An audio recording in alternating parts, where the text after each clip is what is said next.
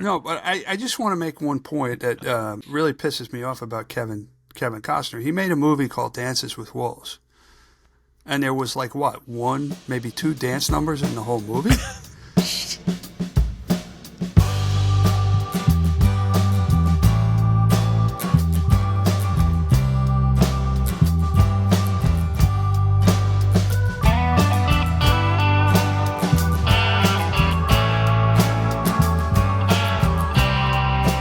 Welcome to Wait What? Sports Biz Chat with DP and McGee, the podcast where we take a sometimes irreverent, sometimes cynical, and yes, even a sometimes serious look at the business of sports. I'm your co-host, Tim McGee. And I'm David Parro. David, I am super stoked for this episode. It is a special, one-of-a-kind episode in the annals of Wait What? So I want to get to it quickly, so I want to ask you first, what is on your mind? What do you want to talk about? Well, a couple of things. I'm excited too. This is so much fun, and we've talked about doing it for a while. We'll leave people hanging, I guess, a little bit more. And I think in a way it's a perfect setup. I want to talk about the World Series first, because I think we just came off of something that was very special, and not just for baseball fans, but for sports fans. And I'm struck more than ever, I think, at especially with, so much going on in the world and not all great and a lot of challenges, is that just how much sports plays the unifying role for us. And it's not just the Dodgers win, but just this unbelievable World Series with an amazing team from Toronto and the Blue Jays, and this very incredibly well-built organization that has now won back-to-back World Series out in Los Angeles. The Dodgers that drew over 4 million fans this year, just was really, really remarkable. The data that I've seen on Game 7 is that it drew 25.5 million viewers on Fox in the U.S., making it the best Game 7 since the Astros-Dodgers World Series in 2017. So the Dodgers are a continuing thread here, which had over 28 million. And that drew up the overall average 14.76. We had talked about on the last show that the first two games were slightly down. You had made the point, a well-noted point, that Canada, doesn't deliver, or Toronto isn't delivering one of the DMAs that Nielsen is measuring on that. But in Canada, the game drew very well, best Blue Jays game ever. And I think when you look at the overall number of in Canada of 10.9, which, as I said, represented not only the largest audience for a Blue Jays broadcast in history, but the most watched broadcast of any Sportsnet broadcast. And then you kind of look at that number, and I think people have to remember that the United States is close to 8 times larger in population than Canada. So you can see how that number from a rating or a share standpoint was quite significant. And just the play was it was so exciting and so thrilling. So back to the point about how it's unifying, it's just so exhilarating. And it's, I guess, one thing that we can continue to count on. Yeah, I dislike both teams just because of the history between the Yankees and the Dodgers, and of course the Blue Jays beating the Yankees and being in the same division. But what a fantastic World Series! Some of that Game 7 in particular with Pages and that play in the outfield, and IKF not making it home on the fourth play. I mean, there was just so many things. Guerrero, unbelievable. Shohei Yamamoto. I mean, just a fantastic series. I saw a really sad, if you're a Blue Jays fan, video of the champagne being carted in wagons from the Blue Jays locker room to the Dodgers locker room. And just, that's just absolutely brutal. But a couple of things. So Japan the ultimate jinx, by the way. I mean, you just gotta stay invisible on that. Yeah, I'm sure it's happened since then, but the last time I remember seeing something like that was 1986, Game 6, when the Red Sox were, an out away from claiming their first World Series since 1908, I believe, if I'm not mistaken, at that point. Anyway, Japan, 1/4 of the population of the U.S., drew 75% of the audience. 50% of Canadians tuned in. Just phenomenal. So that makes it truly a World Series. Yeah. Yes. Dodgers first team in history play their first game and their last game of the season outside of the United States. That's pretty cool. All that to say, good luck, Rob Manfred. Now you got to go into CBA discussions. You know, we've talked about that too. You know, you always hope that they take advantage of this, you know, of this high that they're on right now. But there's a lot that they have to get over, and they have a little time. And I'm just hopeful, because this was great, and it brought back all the things and the reasons I fell in love with the game. And I still think that the game, even though there have been so many changes to it, it still delivered. It's still just big time delivered. So I'm extremely hopeful, I guess, and I may be naive, but I'm hopeful that they can take advantage of that, both sides, and come to something that's a true win-win. Every significant work stoppage in Major League Baseball going back over 50 years has resulted in a significant decrease in fan interest, viewership, attendance, every metric that shows the health. And Major League Baseball seems to have done everything right over the last 5 years. It would be absolutely horrible if they give up all of that momentum, all of that growth, all of that goodwill that they've engendered in that time. Well, Tim, we saw another championship crowned this weekend on the NASCAR side, and I'll turn it back over to you if you want to chat about your observations there. Congratulations to Kyle Larson and Hendrick Motorsports. A great win, one that happened in a truly sad way. If you're a Denny Hamlin fan and a Joe Gibbs Racing fan, Denny Hamlin up with 9 laps to go, a seemingly insurmountable lead, and then another one of the finalists, William Byron, blows a tire, which had been happening throughout the race about the same time in the run that had happened for him. They went to caution. Denny had to take 4 tires, and they came out, and he just couldn't overcome it as they were racing in overtime. But that's racing. But he is, I think, cemented his title as the greatest NASCAR driver never to have won a championship. Yeah, no doubt about it. I think 60 wins or so. Listen, he had an amazing season. He's not one of the young kids, but he still certainly seems to have a lot of fire. You and I communicated, I think, over the weekend as this was happening, and, you know, talking about the changes that it does look like they're going to be making. And I know that Steve O'Donnell and Steve Phelps and various other stakeholders are already looking at what those changes could be, because it did seem wrong. It seemed weird given how dominant he was during the race. I happened to have a conversation with past guest Jake LaLetta, who happens to be the president of 2311, which is at the center of a lot of things going on in the NASCAR world. And he reminded me of something, or I guess he brought to my attention something. When you and I were texting, I was like going, this is a travesty and da-da-da-da-da. You may have brought it up to a point, but if you looked at the old traditional point system that we used to operate on, that you and I grew up in the sport on, Kyle Larson was would have been the champion. If you looked at a 10-race championship playoff, Kyle Larson would have been the champion. That just accumulated the points. So that backed me off a little. And Kyle Larson is a fantastic race car driver, and Hendrick Motorsports is a fantastic organization. But it just was gutting for Denny. Yes, and apparently his father is very ill, and they were, they were hoping to win for, among all the other myriad reasons, so that his father would be able to share in the joy of that championship as he's facing his illness. So listen, it's that again. That's what makes sports great. It's you and I are old enough to remember the tagline: "The thrill of victory, the agony of defeat." Yeah, that's what sports is, the ultimate reality TV show. But that goes back to the point, and it was off of the World Series championship and watching that race and just recognizing how much this all draws us in, and why I say it just continues to deliver, because there is emotion, there is human emotion involved, including in these sports that are highly driven by machinery, let's say.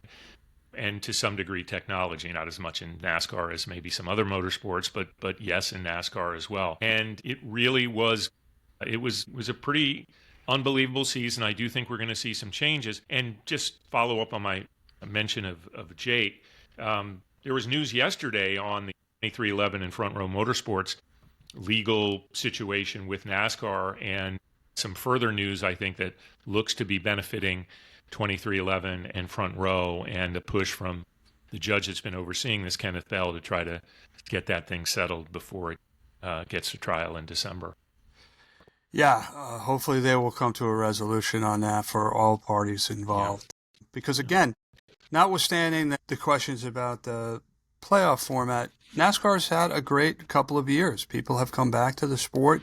I know there's a lot of talk in motorsport circles here in the United States about F1, but when you look at the relative size of the audience, NASCAR is by far the biggest motorsport in the United States. It is, and I think it's done a lot of things to start regenerating their audience, because it was very much an aging audience. And I don't know if they've done enough, because there were a lot of screams that we have to go back to the old school way of doing playoffs. And I think what they'll come up with is some sort of hybrid, because the playoff thing has worked. It has helped in terms of creating excitement. And this final race of the season was, for a sports fan, certainly a motorsports fan, was must watch, I think, because of the drama of four guys going in. Whoever finished the highest of those four was going to win the championship. So yeah, I think that it's in a good place. I think Steve Phelps has guided the sport well, and along with Steve O'Donnell, who's done I think a great job, and various other members of leadership. So we'll see how they come out of this situation, and if they continue to, kind of be in a good spot and are able to draw new audiences, because that's where F1 has been particularly good. Yep.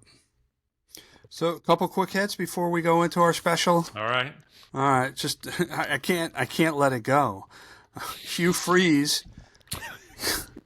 fired from Auburn. He's poor guy. He's only getting $15.8 million in his buyout. Biker.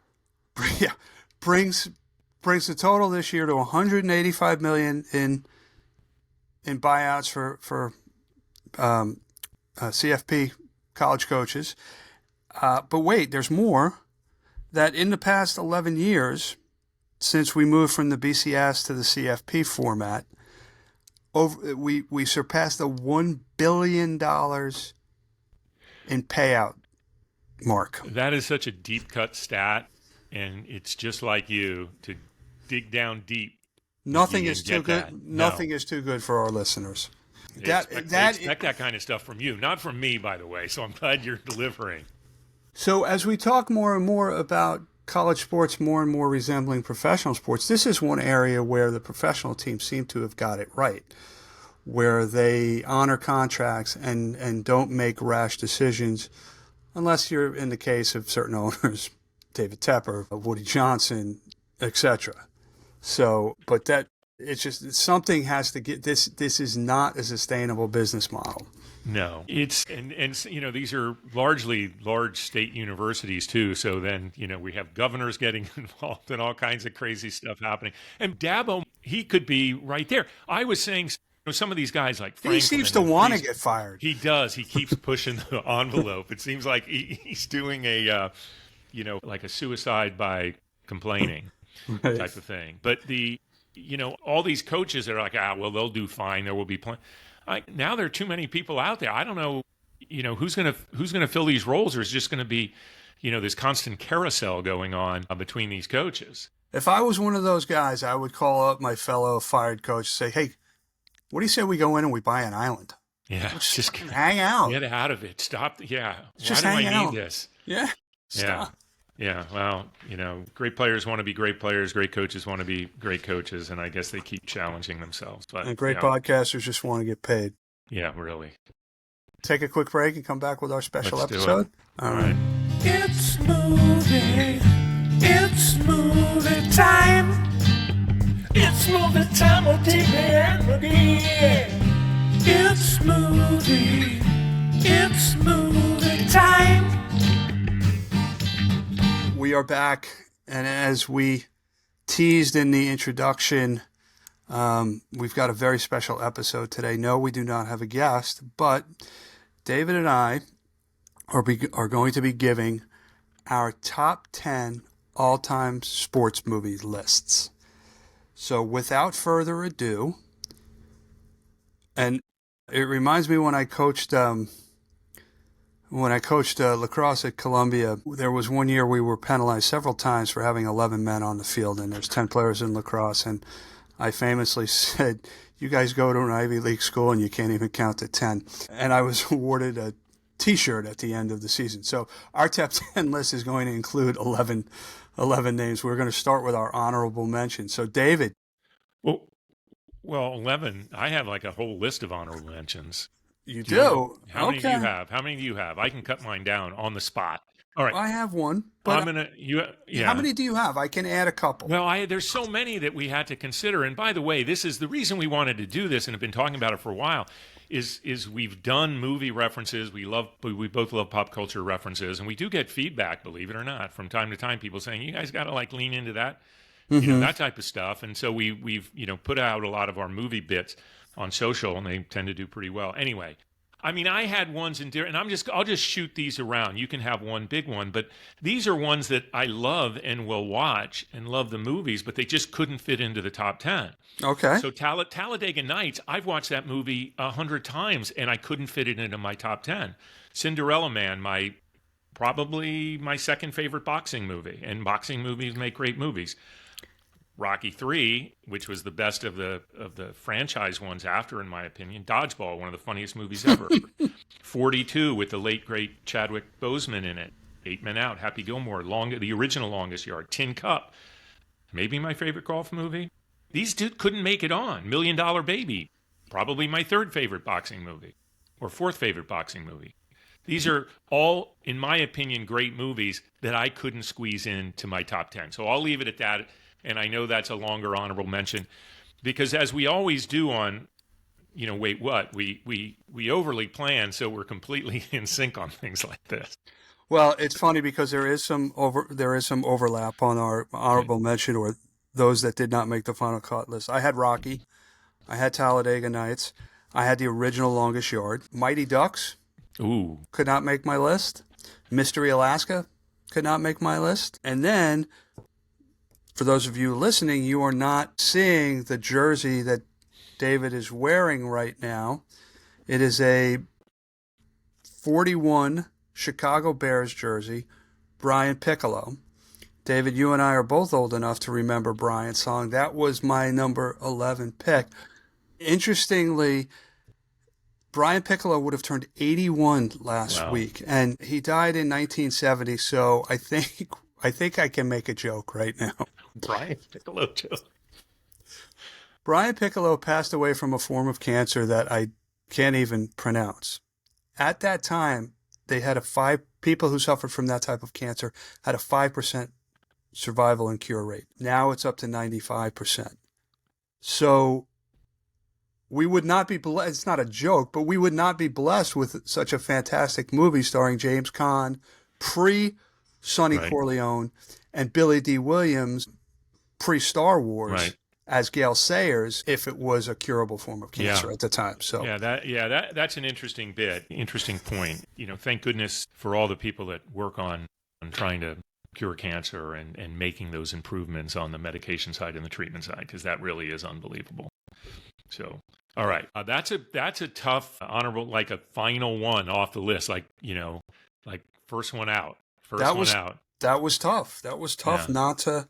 Yeah, my first one out was Talladega Nights, by the way. Okay. So, All right.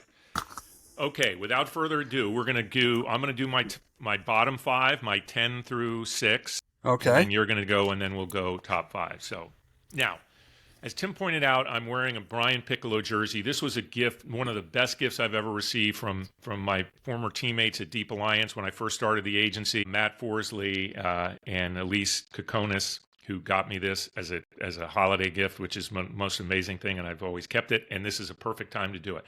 My number 10 is Brian's song, and it's a double homer pick for me, not only as a Bears fan.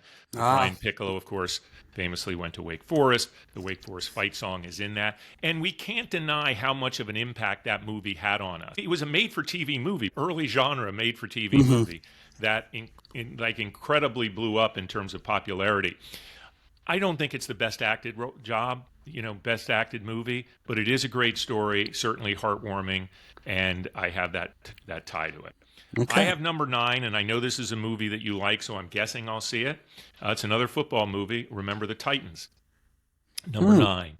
Denzel at his best. The movie was full of hope and inspiration, a 2000 movie. Just very great, and it's one that if it pops up, I will certainly watch it. I think Denzel was amazing in it. And there was, Ryan Gosling. No one had ever heard of Ryan Gosling before. He's in it, and a lot of young actors in there. Number 8, one that's not talked about that anymore, but maybe the best coming-of-age story since The Outsiders, Breaking Away. It was a Peter Yates movie, 1979. It's not one that I've watched a lot, but I need to go back. Starred Dennis Quaid, first role from Daniel Stern.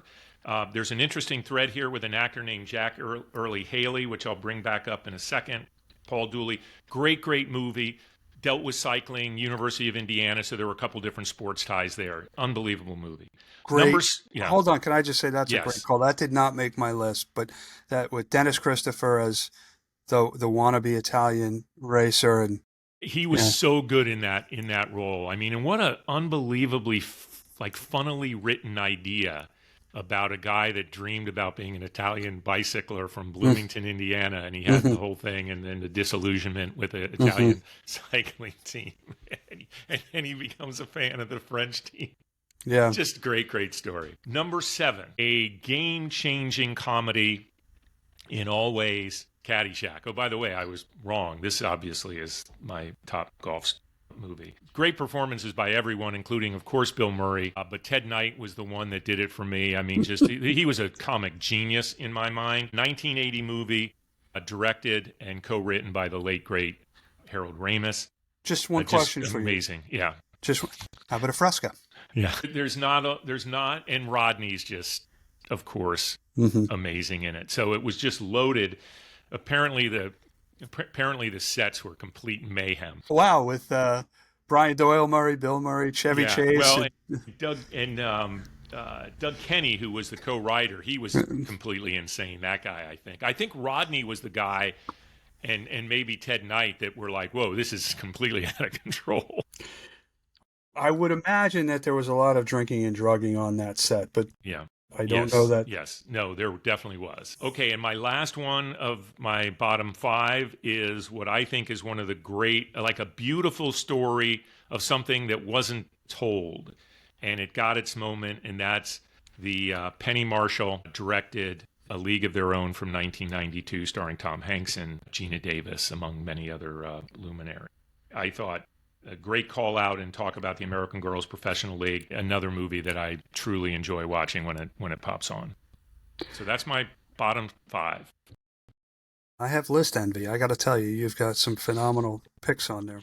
A couple of them I have as well. So my number 10, I go way back. Pride of the Yankees. I had a sense you were going to have that one on there. Gary Cooper as Lou Gehrig, Teresa Wright as Eleanor, his wife. Babe Ruth doing a cameo as himself. I will tell you that if we did a Razzies, the Babe Ruth story with William Bendix would probably be on that list. That was just a horrible movie. That's number 10. Number 9, the original Bad News Bears with Walter Matthau. Just a funny movie, and came out at a time when I was all about funny movies. Number 8, Barry Levinson, one of my favorite directors. Diner, Tin Man Diner, which had the theme of the Baltimore Colts throughout the movie, but The Natural, with Robert Redford. That guy loved Baltimore, man, and he wrote about it so incredibly. Yeah, what a great cast in that movie. Glenn Close, just a phenomenal movie. So that's number 8. Number 7, sticking on the baseball theme, 8 Men Out, about the Chicago Black Sox 1919 series. John Sayles directed movie. Used to see John Sayles all the time on the bus when I was taking the bus in from Hoboken to Manhattan. Charlie Sheen in one of his earlier roles. John Cusack in one of his early roles. David Strathairn in a great role. By the way, a quick thread on David Strathairn. He was in A League of Their Own as well. The guy was drawn to roles in baseball movies, I guess. Yeah. So that would be number That was seven. Number 7. Number 6. Going not quite as far back. 1 on 1. Robbie Benson. Robbie Benson playing a hotshot recruit, going to a UCLA style school. J.D. Spradlin played his coach, and J.D. Spradlin will come up later on in my list. But great line in that movie at the end when Robbie Benson tells Coach, stick it with a red hot poker. I was going to ask you if you could remember the final line, and I assumed that you would. Yeah. Yep. Wow. So that's number 6. Yeah, that's number 6. So let's go to your good top stuff. 5. Good stuff. All right, some interesting bits here, and only one of your bottom 5 is on my top 5 list. Okay. And that's what I'm going to start with. Number 5, 1976. I put Bad News Bears on there because it's outlandishness. It's how much we loved it at the time and how much we look back on it and say, wow, that's maybe the most politically incorrect movie ever made. Well, Blazing Saddles. Okay, yes. Okay, good call. But maybe most inappropriate sports movie. But yeah, Walter Matthau, Tatum O'Neal, and the great Kelly Leak, played by Jackie Earl Earl Haley. Yeah. So a nice little thread on that one. And of course, when we've discussed this before, the all-time best jersey patch deal in Chico's bail bonds being the sponsor. It's not the first time Chico's bail bonds has come up on the show. It's not, because we honor greatness at all times and all points. All right, number 4. This is admittedly a homer pick, as I grew up in Philadelphia area, but it's certainly, you can't deny, it's one of the greatest all-time underdog stories, and that's the original Rocky from 1976, of course, written by Sylvester Stallone and Talia Shire, Burgess Meredith in that great role, Carl Weathers, who passed away not too long ago, who had, appeared in the Happy Gilmore movies as well. So I have Rocky at number 4. Mm-hmm. Number 3, I will say this, Cameron Crowe is one of my favorites. Some of my favorite movies, Fast Times at Ridgemont High, Almost Famous. He wrote Jerry Maguire and directed Jerry Maguire. And Jerry Maguire is, one of the reasons I have it this high is I did see it recently, and it's a beautifully told story, wonderfully written by Cameron Crowe. And it was surprisingly real in our business in a weird way, that agent side of the business. And I do have to tell a quick story if you oblige me on this. Wait, what? Yeah. It's going to involve a name drop. It's going to totally involve a name drop. You got me. Yes, but it's a good name drop, I think. Okay. So you'll recall at the end of the movie when Jerry's had his moment and Cuba Gooding Jr. has gotten his big giant contract, and he thinks, and I guess he's lining up, and he walks by Lee Steinberg and Troy Aikman, and Lee Steinberg introduces him to Troy, and Troy has the line, he goes, "Loved your memo," right? Because that was a recurring theme in the thing. Mm-hmm. I love your memo, when what Tom Cruise or Jerry Maguire had actually written was a mission statement. He wrote a mission statement that somehow got out and people kept calling it a memo.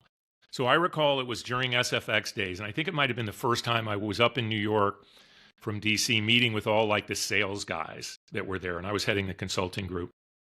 And Vino's in this meeting, Cliff Kaplan, I'm guessing Russ might have been there, Mike Principi, who's the head of GSE now, like people that went on to great things. And I had written a mission statement for consulting, and I was trying to communicate that to all the sales guys so they knew.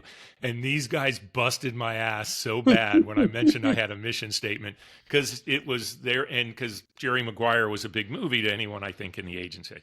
Anyway, it's a funny memory of mine. Not why I put it on the list, but I do think it's a great movie.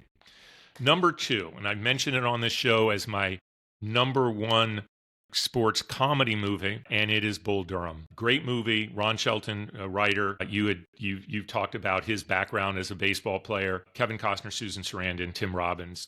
Great movie. Robert Wool, who went on to play Arliss, had a brilliantly funny role in that. I think it hit everything. Like, everything was funny for people that really like sports, I thought. And my number 1 all-time sports movie, it didn't win any Oscars, but I think it holds up, and that is Hoosiers, starring Gene Hackman, Barbara Hershey, and Dennis Hopper, who was nominated for a Best Supporting Actor. think he should have won it. One of the greatest comeback stories ever told, I think, and it happened to be around sports, very Midwestern, obviously being based in Indiana. So that's my number one. Yeah, and based on a true story. Based loosely on a true story, as most of these things tend to be. Well, it wasn't a documentary. Yes, so I have a question before I give my top 5, and it's not on the list. Dazed and Confused. Could you count that as a sports movie? You have Randall Pink Floyd as the quarterback. You have Kelly, the pitcher, his youth baseball team. Well, I used Breaking Away as a sports movie because of the tie to, the little 500 that they have and the fact that he was a cyclist. So you could kind of argue that's not a true sports movie, but yeah, I don't know. We didn't have that strong of a vetting of what classified. It's like if we feel it's a sports movie, it's a sports movie. So if you have it on your list. No, I don't. Right. I just thought of it. All right. Okay, my top 5. Yeah. Bull Durham. Candlesticks, always a great gift. Best. Oh, my. Okay. We can't go down that road again. I believe. People will start wondering, yeah. Number 4, another movie from 1980, North Dallas 40. I knew that you liked that one, yeah. Yeah, Mac Davis and Nick Nolte, loosely based on the early 1970s Dallas Cowboys from the book by Dan Jenkins. J.D. Spradlin, who made an appearance earlier as the coach of Robbie Benson, plays the head coach of the North Dallas Bulls. John Matuszak is in that movie. Probably his second best role after Goonies. I love that movie. To this day, I can quote it. I haven't seen it in quite some time. Number 3, I had Caddyshack. All right. Nice. Yeah. I'm getting nervous. For your top 2 now. Yep. And this is a last-minute decision. I'm going to go with Remember the Titans as number 2. I had originally had him as number 1. Wow. That is a movie that will stop me in my tracks. I will put down whatever I am doing, and I will watch it. Right? Yeah. And just, again, loosely based on a true story. But I agree. Denzel Washington, a performance for the ages. And yeah. I mean, long, cool woman in a black dress, river deep, mountain high. Yeah, just a fantastic soundtrack. My number 1 movie. And it is a running joke with my daughter. I made her watch it with me when we were younger, and whenever she's home and we're looking for a movie, I always jokingly suggest we watch this. Want to venture a guess? Yeah, well, I'm assuming it's a comedy based on what your setup is. No. Then I don't want to venture a guess. Miracle. Oh, yeah. God, I was going to say, is it hockey? And that's not surprising. I liked it. But didn't approach. And I saw it in a theater, and I thought Kurt Russell's performance as Herb Brooks was amazing, but I just didn't think it was that good of a movie, I guess. And I know that may be sacrilege. I thought you were going to say, the reason I asked comedy, I thought you were going to say. I have to go. No. I have to go. Were you surprised I didn't have it on my list at all? No, I'm surprised that you said it wasn't a very good movie. Yeah. I shouldn't. That was strong. That was strong. I thought you were going to say Slapshot. Oh. Do we got to do top 20 next time? Yes, maybe. I was going to quote some lines from Miracle, right? You guys get worse every day, and right now you're playing like the middle of next week. Oh, man. You don't have enough talent to get by on talent alone? Would you be surprised if I have been to a college hockey game at St. Cloud State in Minnesota, where he coached for a bit? Did he coach there? I mean, he was most... They named the building after him. I think he was there for a year. I mean, he was most famously coach of Correct. University of Minnesota. I didn't realize he had started at St. Cloud State. Yeah. No, I would not be surprised given your travels. Listen. When are you going to be able to say that you went to a college hockey game at Lina Rink at Cornell University? I would love to do that. Let's do it. Let's do it. I would love to do that. Carolyn's tired of being my traveling companion, so we'll have to find you a replacement. Yeah, Miracle. But you got to sit next to the curmudgeonly old lady who has the seat on the end of the aisle, who gets pissed if you come in. Ask Tom Glick about her. Last time we went to a game last year, the ushers sent us down, and they it was a quick whistle, so they went back to play, and we had to climb over her to get to her seats. And she gave I make my guests sit next to her. I don't sit next to her. Yeah. And she gave Glick a ration of shit. And I said to her, I said, I'm really sorry they sent us down. She said, I don't give a shit what they did. She's about 80 years old. I take that as a challenge, and I think I'll be happy to try to deal with that. All right. Well, I'll get you a schedule.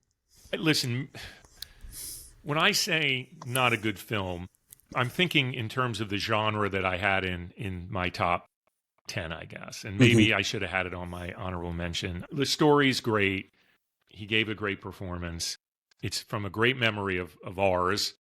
So, yeah, I shouldn't be that harsh. Can I do one added thing to you? Because there were two films that neither of us had on our list. All right. Before you do that, I just want to say that I have used Miracle in a course that I have taught at St. John's on effective coaching techniques. And I used the speech that he gives before the Soviet Union game. Now it's your time, boys. Your time. Do you do it with the Minnesota accent? Northern Plains accent? Yeah. This is not tonight, fellas. This is your time.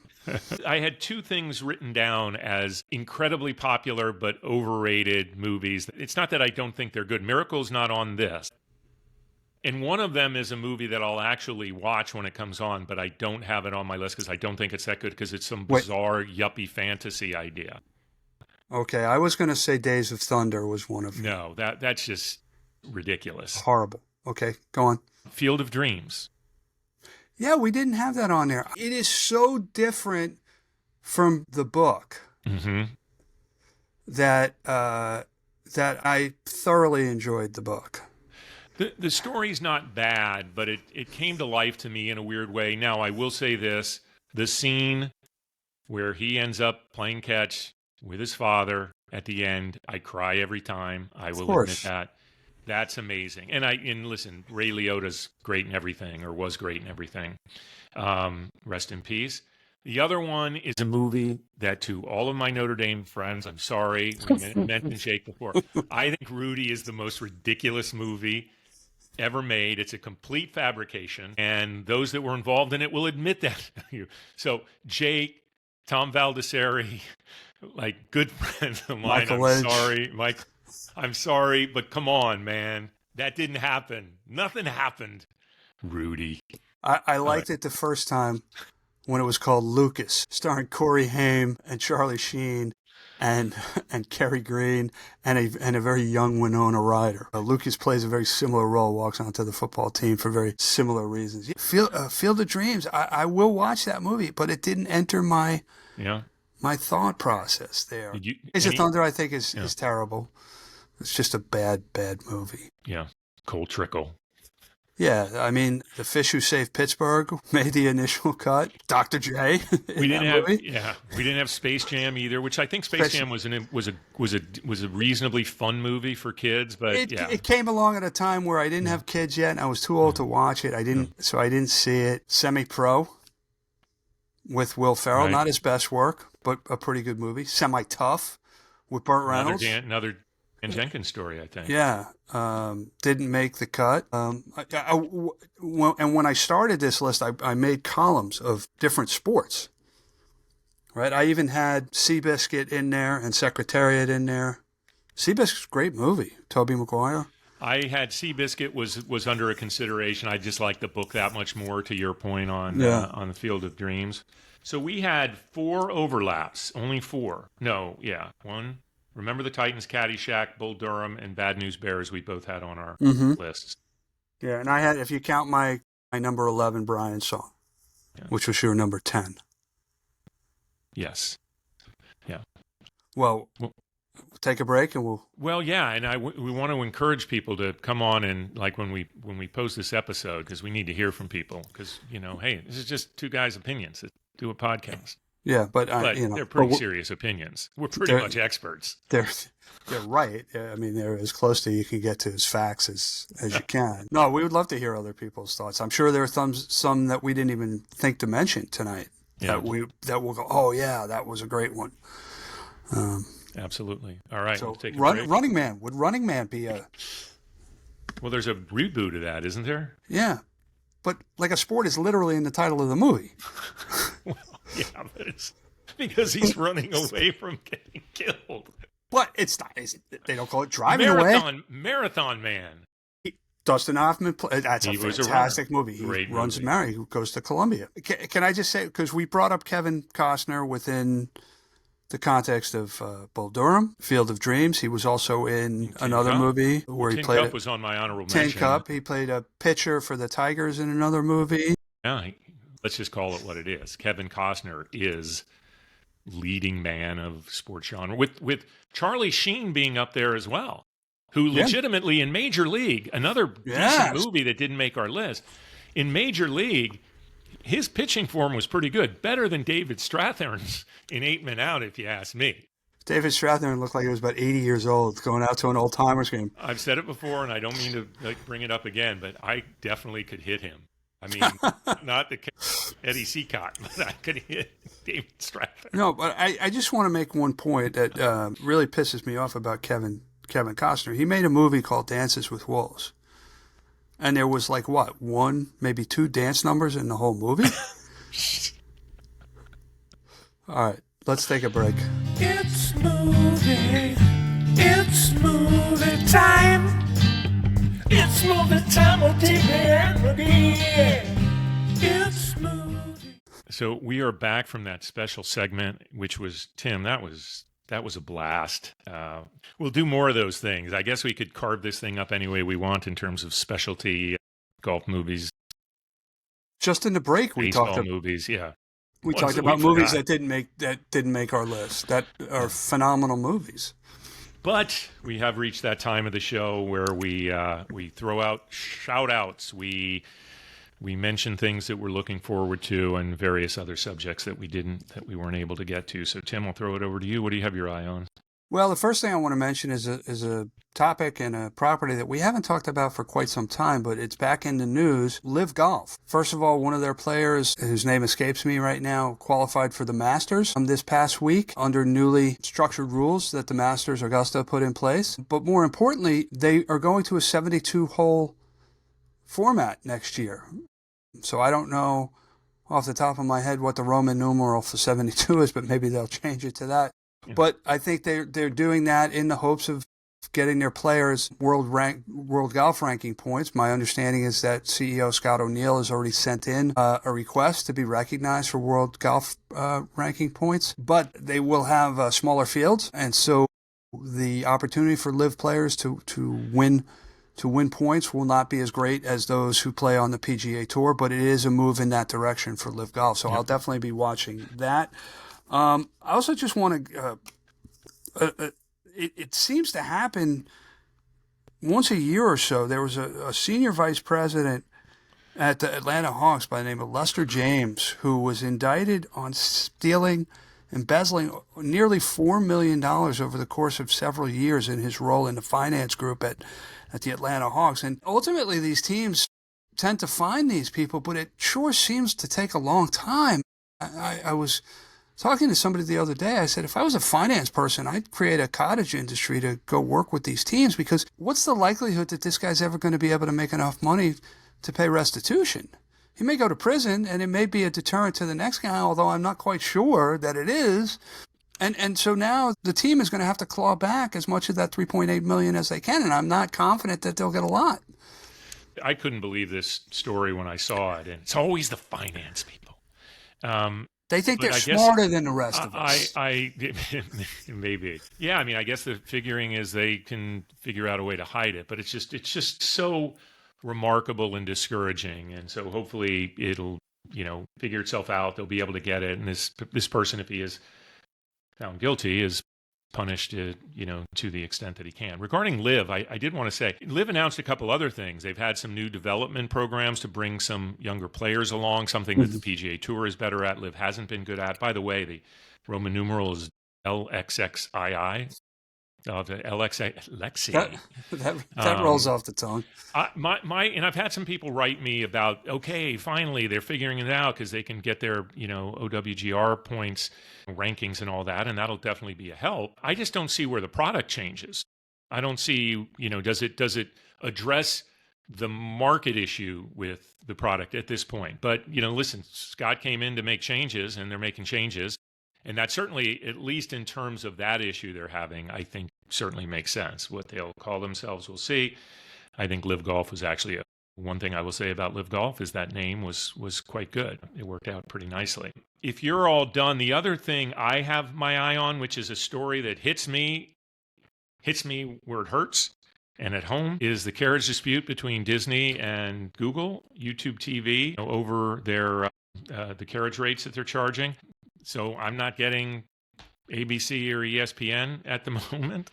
And that's kind of a bummer because of things like Monday Night Football. Not that there are not other workarounds, but that's very disappointing. And apparently the issue is that Disney is looking for a big number and a higher number that they get from Charter and that they get from Comcast based on the number of subscribers that those two carriers have, which is more than what YouTube TV has. So they're looking for a per subscriber basis that's higher than for those channels. And we all know that ESPN is at the top of that what is charged of the carriage rates per subscriber. ESPN is at the top of that. So they're already they're fetching a lot. YouTube TV had been paying a lot, but YouTube TV doesn't want to keep going up, and that's what the argument's about. And there is new news coming out that we'll continue to have to follow this story on the Clippers and Ballmer situation. We joked about it a little last week, actually, but there have been investors in Aspiration, which now goes by